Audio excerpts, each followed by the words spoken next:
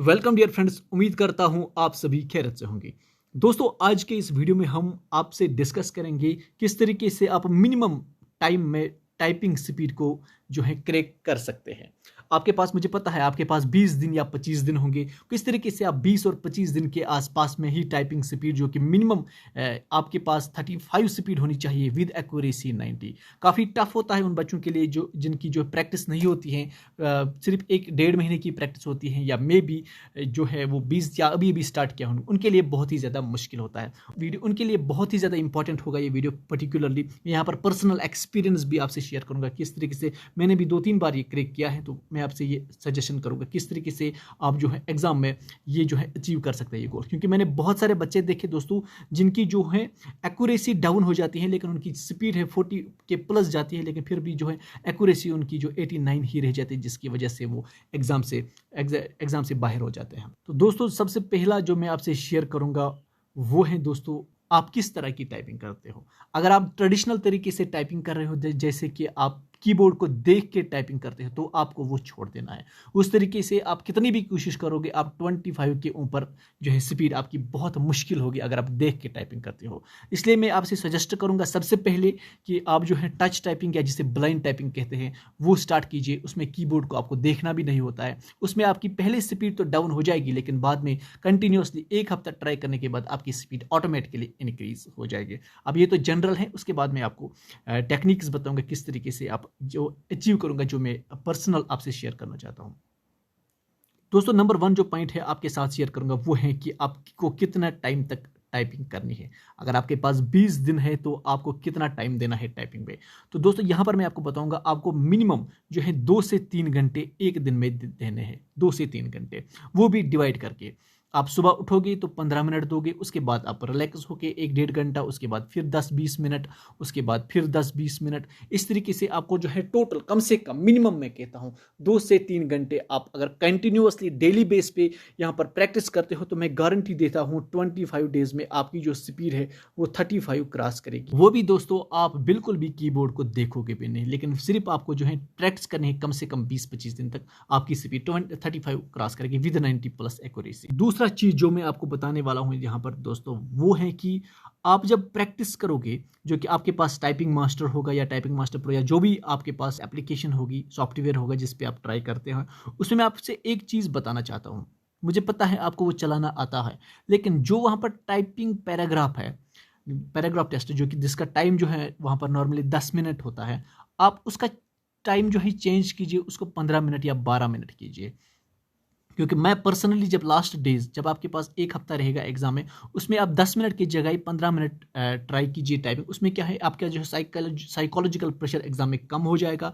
आपको 15 मिनट जब आप घर पे करोगे, आपको फिर 10 मिनट की जो टाइपिंग होती है वहाँ पर आपको वो नॉर्मली ईजी लगेगी। ओके, क्योंकि इसमें आपको फ़ायदा मिलेगा, क्योंकि नॉर्मली आपके पास आदत होता है 10-15 मिनट या 20 मिनट टाइपिंग करना। जब आप एग्जाम में 10 मिनट का होगा तो आप वो ईजिली कर सकोगे। ये पर्टिकुलरली उन बच्चों के लिए है जो सिर्फ और सिर्फ 20-25 दिन ही ट्राई कर पा रहे हैं लास्ट डेज में। उनके लिए ये सजेस्ट करूंगा मैं, वो 15 से 20 मिनट की जो टाइपिंग है वहाँ पर उसका टाइम इंक्रीज करेंगे तो उनके लिए बहुत ज़्यादा फायदा होगा एग्जाम में। उनको फिर 10 मिनट की टाइपिंग बहुत ज़्यादा ईजी लगेगी।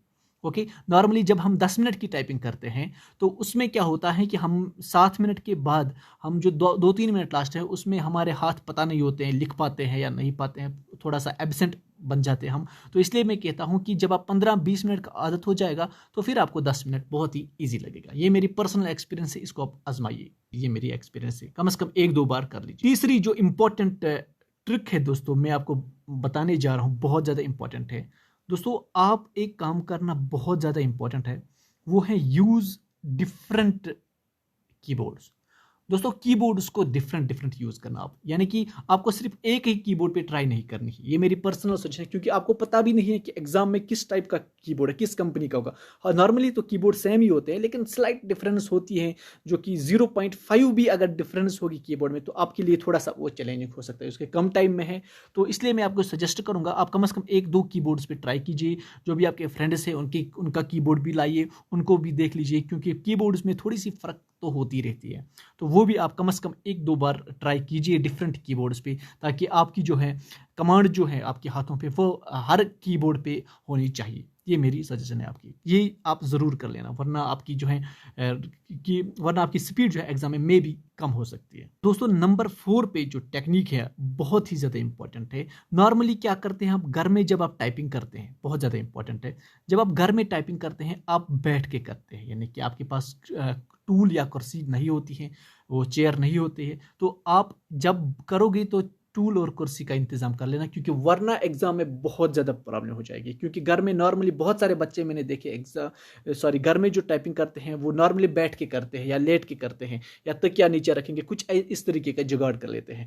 लेकिन एग्जाम में जिस तरीके से जब आप टाइपिंग करते हो तो आपको बहुत ज़्यादा इम्पैक्ट पड़ेगा। आपको जो है जिस तरीके का एग्जाम में होता है, टूल होता है सामने, उसके सामने चेयर होती है, आपको उसी तरीके का जो है इंफ्रास्ट्रक्चर घर में बनाना है। ओके, तब जाके बहुत ज़्यादा इजी होगा, क्योंकि उसमें जो है हाथ आपके एग्जैक्ट पोजीशन पे आपको ऐसा लगता है एग्जाम में जैसे घर में करता था उसी तरीके से यहाँ पर भी है।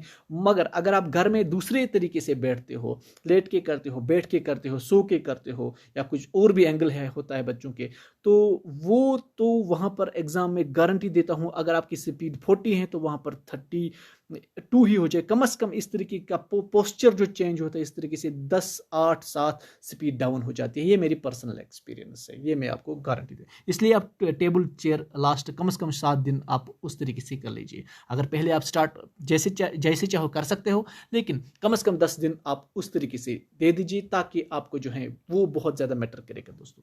और उसके बाद है दोस्तों लास्ट, जो कि बहुत ही ज़्यादा इंपॉर्टेंट, जो कि टर्निंग पॉइंट होता है एग्जाम में।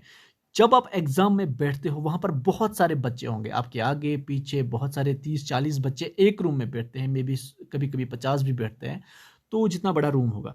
अब जब एग्जामिनर कहता है कि आपका टाइम स्टार्ट हो गया है, तो जो नॉर्मली कीबोर्ड की आवाज़ है वो कानों में गूंजती है। बहुत सारे बच्चे कंफ्यूज हो जाते हैं कि क्या करें, क्योंकि वहां पर शोर होता है, वो टाइपिंग कीज का शोर होता है, जिसकी वजह से बहुत ज़्यादा डिस्टर्बेंस हो जाती है। तो इसमें ये सजेस्ट करूंगा, जो भी बच्चा फ्रेश है, जिसको एक्सपीरियंस नहीं है, तो उसको मैं गारंटी देता हूं आप पहले 10 सेकंड काम डाउन अपनी उंगलियों को आराम से कीबोर्ड पे रखना। 10 सेकंड, 20 सेकंड एवं 30 सेकंड भी आप आराम से लिख लेना। और जो पहले 2 मिनट है उनमें आपको कुछ भी घबराना नहीं, आराम से लिखना है। और एक्यूरेसी आपको 2 मिनट में कम से कम 98 रखनी है, यानी कि आपको गलत वर्ड लिखना ही नहीं है, इतना स्लो आपको लिखना है। ये मेरी पर्सनल एक्सपीरियंस है, खासकर उन बच्चों के लिए जो न्यू है। 2 मिनट आप बहुत ज़्यादा स्लो लिखेंगे, 2 से 3 मिनट, और उसके बाद स्लोली आप जो है जो स्पीड है वो थोड़ा थोड़ा इंक्रीज करें। जो भी नॉर्मली वर्ड, जो छोटे छोटे वर्ड्स होते हैं, ऑफ होता है, एज होता है, वो द, जो कि नॉर्मली उन पे आपकी स्पीड जो है इंक्रीज होती जाएगी। और मैं गारंटी जब आपके 5 मिनट कंप्लीट हो जाएंगे, आपको थोड़ा थोड़ा फिर भी डाउन करनी है स्पीड, आपको रश नहीं होना है।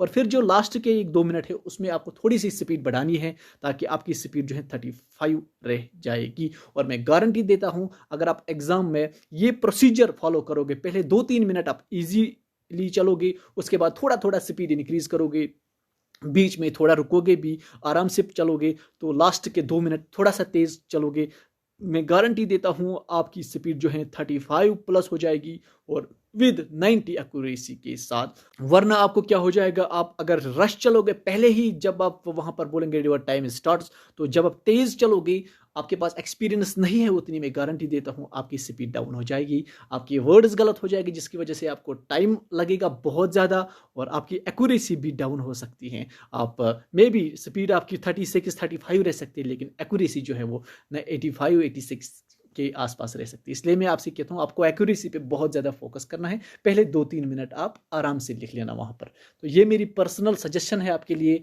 बाकी अगर वीडियो अच्छा लगे तो लाइक कर देना, साथ में चैनल को भी सब्सक्राइब कर देना। Thank you for watching dear friends.